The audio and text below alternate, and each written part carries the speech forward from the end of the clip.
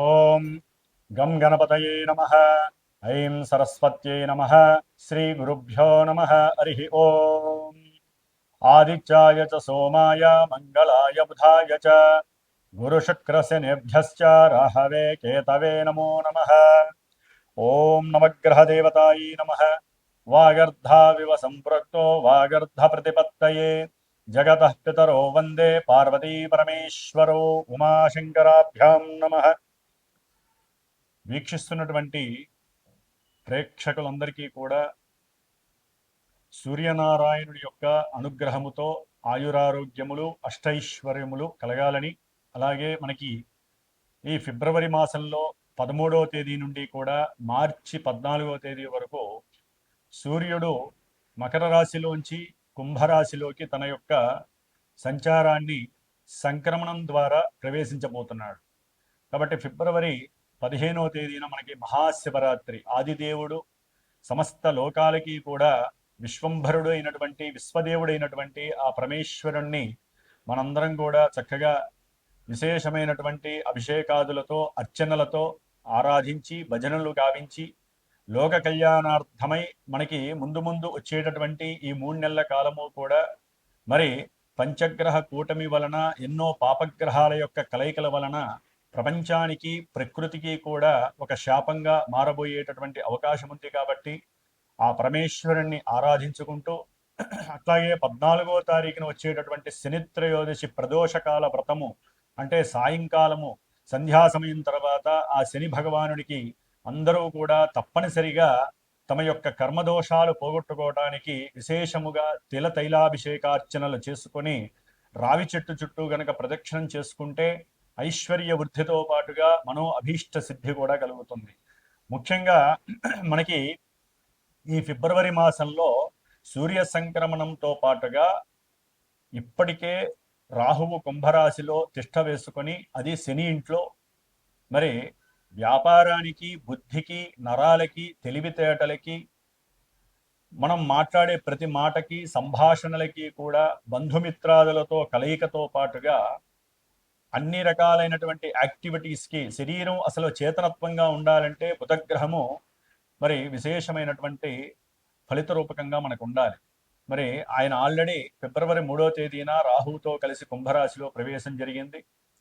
ఫిబ్రవరి 6వ తేదీన మరి అష్టైశ్వర్యాలకి ఎంతోమంది వ్యాపారస్తులు, ముఖ్యంగా జ్యువెలరీ వ్యాపారం చేసేవాళ్ళు, దాని రిలేటెడ్ ఏదైనా సరే, అది గిల్ట్ నగలు కావచ్చు, వస్త్రాలకి సంబంధించినటువంటి పెద్ద పెద్ద బిజినెస్లు, చిన్న చిన్న వాళ్ళు కావచ్చు, అట్లాగే సుగంధ ద్రవ్యాలని అమ్మేటటువంటి వాళ్ళు, వ్యాపారస్తులు, ముఖ్యంగా ఫైనాన్స్ బిజినెస్ చేసేటటువంటి వాళ్ళు, మ్యారేజ్ బ్రోకరిజం చేసేటటువంటి వాళ్ళు, అంటే మధ్యవర్తిత్వం చేస్తూ ఉంటారు.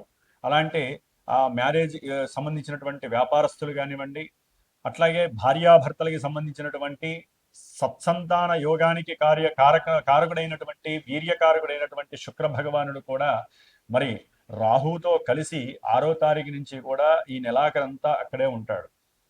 అట్లాగే ఇప్పుడు అసలైనటువంటి గ్రహము కుజగ్రహము. ఇది ఫిబ్రవరి 23వ తేదీ నుండి కూడా దాదాపుగా ఏప్రిల్ 2వ తేదీ వరకు కూడా కుంభరాశిలోనే ఈ గ్రహాలన్నిటితో సంచారం చేస్తూ కుజుడు రాహువు కలవటం ఒక రకంగా కూడా మంగళయోగం అయినప్పటికీ కూడా, కుజరాహుల యోగం అయినప్పటికీ కూడా, సింహంలో ఉన్నటువంటి కేతువు, ఈ యొక్క కుజరాహు కేతువుల యొక్క సంయోగము శని ఇంట్లో జరగడం ద్వారా ఎన్నో బీభత్సకరమైనటువంటి సమస్యలు అనుభవించేటటువంటి పరిస్థితులు మనకు కలగచ్చు అని శాస్త్రం తెలియజేస్తోంది.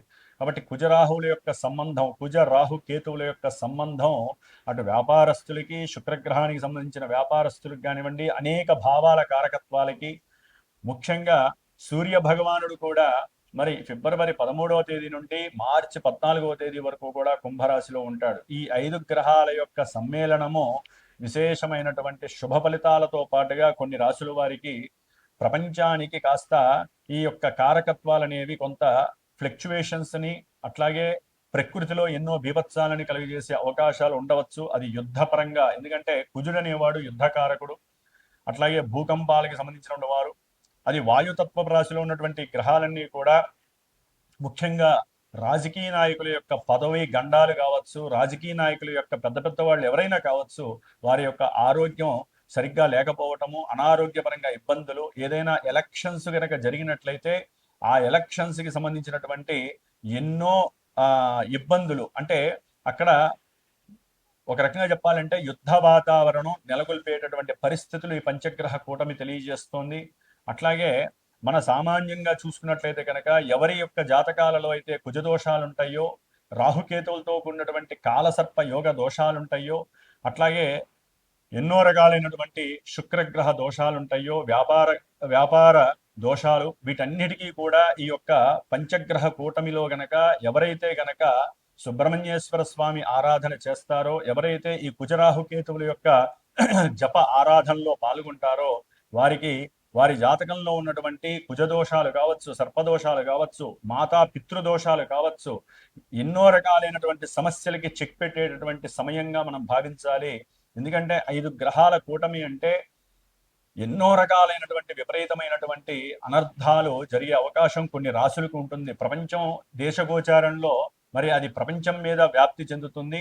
కానీ మనకి ఎవరికి జాతకాలు వాళ్ళకు ఉంటాయి కాబట్టి రాశుల రీత్యా కావచ్చు, జన్మ జాతకంలో లగ్న రీత్యా కావచ్చు, జరుగుతున్నటువంటి దశ అంతర్దశలు, ముఖ్యంగా కుజ మహర్దశ కానీ, రాహు మహర్దశ కానీ, కేతు మహర్దశ కానీ, శని మహర్దశ కానీ, ఈ పాపగ్రహ మహర్దశలు జరుగుతున్నా, మరి రాహుతో కలిసినటువంటి ఈ సూర్యుడు, బుధుడు, శుక్రుడు యొక్క దశలు అంతర్దశలు జరుగుతున్నా, వీరి యొక్క దశల్లో వారి జాతకంలో ఎక్కడైనా సరే దోషాలు ఉన్నట్లయితే అవి కాస్త ఇబ్బంది పెట్టేటటువంటి పరిస్థితి ఈ యొక్క పంచగ్రహ కూటమి వలన కనపడుతోంది. కాబట్టి దాదాపుగా ఫిబ్రవరి అంటే మార్చి 1 నుంచి కూడా కుజుడు శతభిష నక్షత్రంలోకి వస్తాడు. అది ఇంకా భీభత్సకరమైనటువంటి సందర్భము.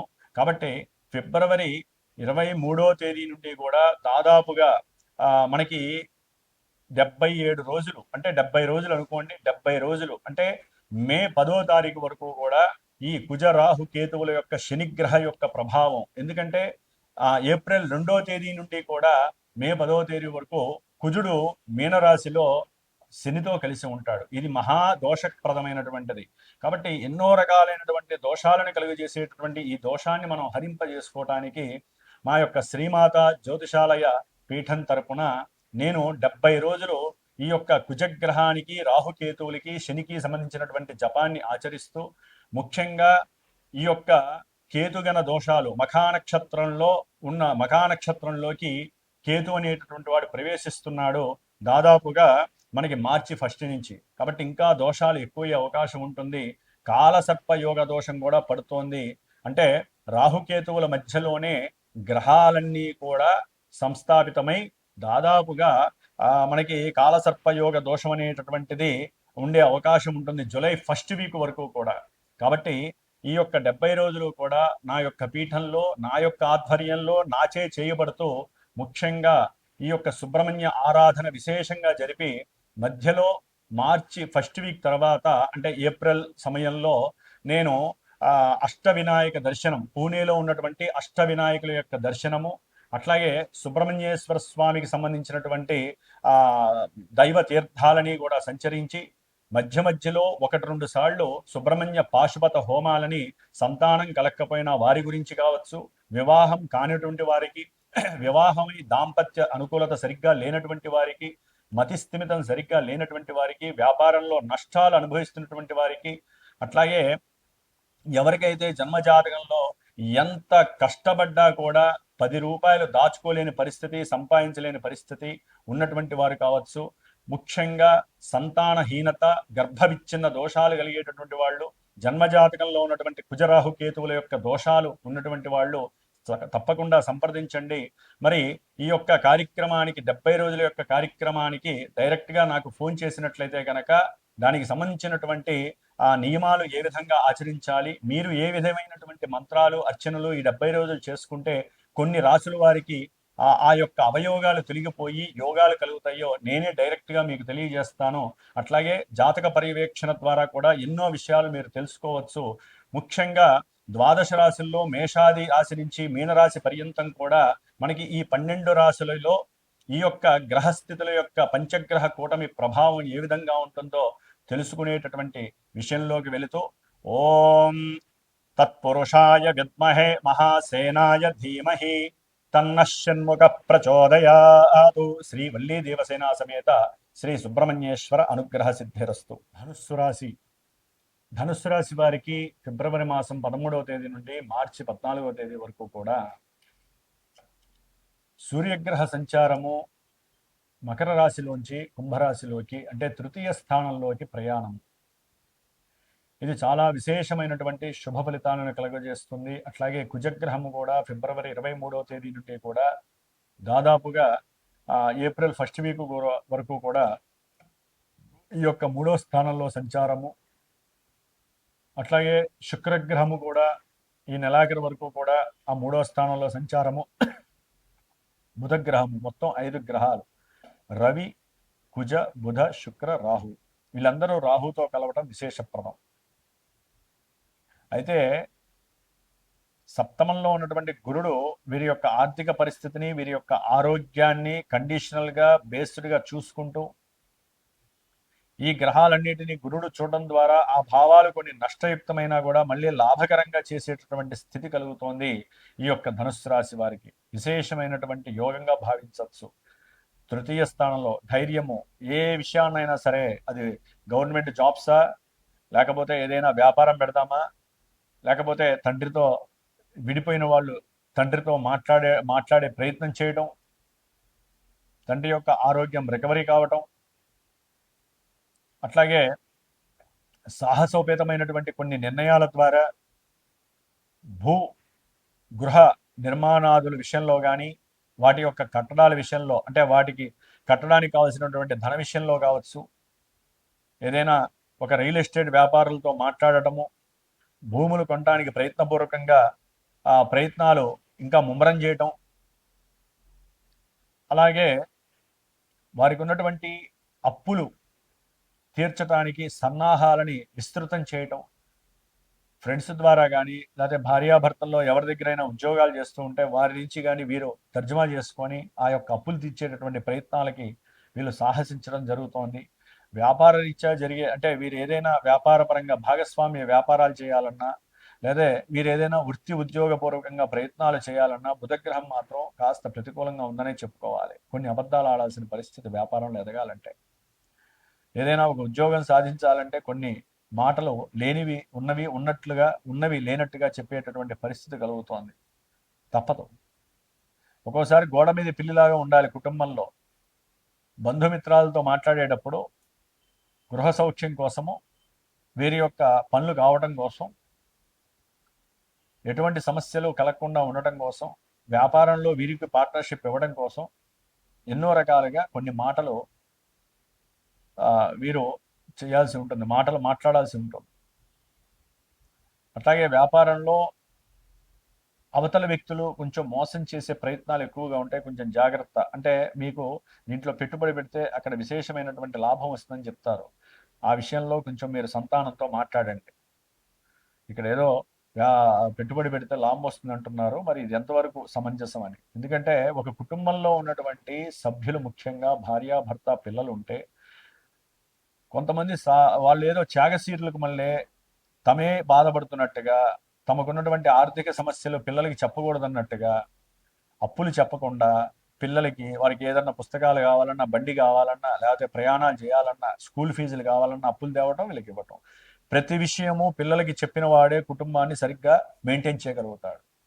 పిల్లలకి ఊహొచ్చిన దగ్గర నుంచి ఒక 10 ఏళ్ళు కావచ్చు, 9 ఏళ్ళు కావచ్చు, ఊహొచ్చిన తర్వాత బయట లోక వ్యవహారంతో వాళ్ళు ఎట్లయితే ముడిపడి ఉంటారో, కుటుంబంలో తల్లి చేసే పనికి, తండ్రి చేసేటటువంటి పనికి వీరు కూడా ఇంటర్లింక్ అయి ఉంటారు. కాబట్టి వీరు పడే ప్రతి క్షోభ, ప్రతి సమస్య వారు కూడా వారితో చర్చించండి. పిల్లలకి తెలియాలి.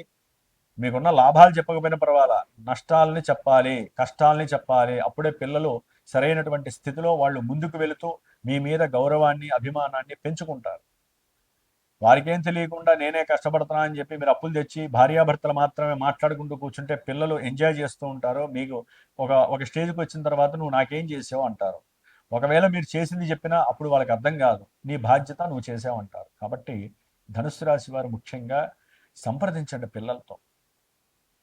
ముఖ్యంగా ఏదైనా వస్తువు కొనాలన్నా అప్పులు తీర్చాలన్నా, అప్పులు తేవాలన్నా పిల్లల్ని సంప్రదించి వారి అనుమతి కాకుండా వారితో అనుకూలంగా మాట్లాడి సెట్ చేసుకోండి. ఫైనల్ డెసిషన్ మీదే.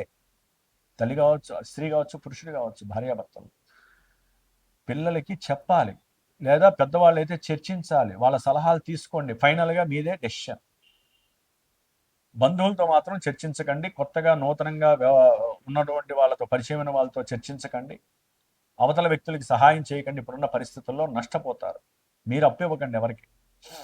ధనుస్సు రాశి వారు అట్లాగే ఉద్యోగ విషయంలో మీకున్నటువంటి చేదు అనుభవాలు కాస్త తీపి అనుభవాలుగా మారే ప్రయత్నాలు జరుగుతాయి. మీరు చేసే సాధన, మీరు చేసిన సాధన, కృషి ఇవన్నీ కూడా గమనించి ఉన్నతమైనటువంటి ఉద్యోగాన్ని ఇస్తారు.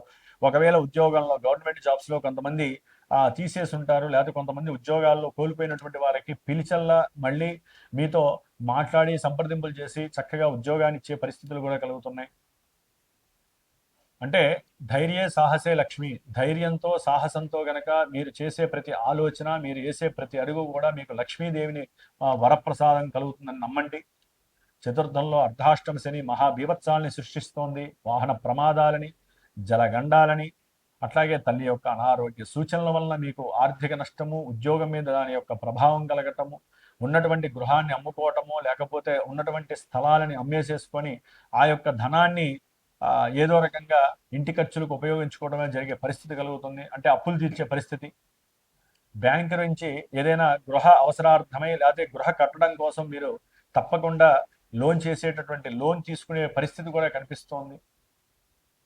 భాగ్యంలో ఉన్నటువంటి కేతువు ద్వారా ఏదైనా లాంగివిటీ అంటే దూర ప్రాంతాలకి ప్రయాణం చేసి తీర్థయాత్రలు చేసి దైవానుగ్రహం పొందేటటువంటి పరిస్థితి ఆసన్నమవుతోంది. ప్రయాణాలు ఎందుకు కొంచెం జాగ్రత్త. కాబట్టి అర్ధాష్టమ శనిగ్రహ దోష పరిహారార్థమై మీ ఆరోగ్యం కోసం, పాదాల యొక్క సమస్య తొలగడం కోసం, తల్లి యొక్క అనారోగ్యాల నుంచి బయటపడటం కోసం, తల్లితో అనుకూలమైనటువంటి సంభాషణ ఉండటం కోసం, గృహ సౌఖ్యం కోసం, అట్లాగే మీకున్నటువంటి స్థిర చరాస్తుల్లో ఏదైనా కోర్టు లిటిగేషన్స్ కానీ ఎలిగేషన్స్ కానీ ఉంటే వాటి యొక్క నివృత్తి కోసం శని భగవాన్ని ఆరాధించండి. ఆయన యొక్క జపాన్ని, ఆయన యొక్క క్షీరతర్పణాన్ని, ఆయనకి హోమాన్ని చేసుకోండి. తప్పకుండా 10 మందికి ఎవరికైనా అన్నదానాన్ని చేయండి. బట్టలు లేనటువంటి వాళ్ళకి బట్టలు, ఎండాకాలం కాబట్టి చెప్పులు దానం చేయండి, గొడుగు దానం చేయండి వృద్ధులకి. అట్లాగే ఎండాకాలం ఏదైనా సరే వాటర్ కుండలు తీసుకొచ్చి పెట్టి చక్కగా చలివేంద్రాల్లో మీ పేరు మీద చక్కగా నీళ్లు పోయండి. మీ కుటుంబ గృహం మొత్తానికి కూడా పుణ్యం అనేటటువంటిది మీకు లభిస్తుంది. మీకు జరిగే ప్రమాదాలను మీరే అరికట్టుకోండి. అట్లాగే మజ్జిగని ఎవరికైనా సరే శనివారం దానం చేయండి. మీకున్న చంద్రదోషాలు పోతే వివాహం కాని వాళ్ళకి వివాహం అవడానికి అవకాశం, విడిపోయినటువంటి భార్యాభర్తలు కలిసే అవకాశం ఉంటుంది. ఇంకా అర్ధాష్టమ శనిగ్రహ దోషం అనేటటువంటిది ఇంకా ఇబ్బందిగా ఉంది. అట్లాగే మీ జాతకంలో కుజదోషాలు, రాహుకేతు దోషాలు, మీకు ఇందాక నేను చెప్పిన వాటిలో కొన్ని జరగకుండా ఇబ్బందులు పడుతున్నారు. వ్యాపారంలో వృద్ధి లేదు. ఎన్నో లీగల్ సమస్యల వలన మీరు బాధపడుతున్నారు. మీకు రావాల్సినటువంటి గృహాలు, భూములు మీకు రావట్లేదు అనుకుంటే తప్పకుండా మా పీఠంలో నేను చేసే 70 రోజుల యొక్క ఈ యొక్క శనిగ్రహ, కుజగ్రహ, రాహుగ్రహ, కేతుగ్రహ జపాలతో పాటుగా సుబ్రహ్మణ్య సర్పసూక్తంతో నిత్యము జపము, అట్లాగే ఈ నెలలో 70 రోజుల్లో 2 సార్లు సుబ్రహ్మణ్య పాశుపత హోమాన్ని జరుపుతున్నాను. కాబట్టి ఎవరైనా సరే ఇష్టపూర్వకంగా ఉంటే తప్పకుండా సంప్రదించండి. మీ యొక్క యోగక్షేమాల కోసం, మీరు అనుకున్న కార్యం విజయం సాధించడం కోసం మా వంతుగా నా పీఠంలో బ్రాహ్మణుల యొక్క సమక్షంలో నేను చేసే ఈ యొక్క పూజాధికాలు మీకు సత్ఫలితాల్ని మాత్రం ప్రసాదిస్తాయి. ఓం శ్రీమాత్రే నమః.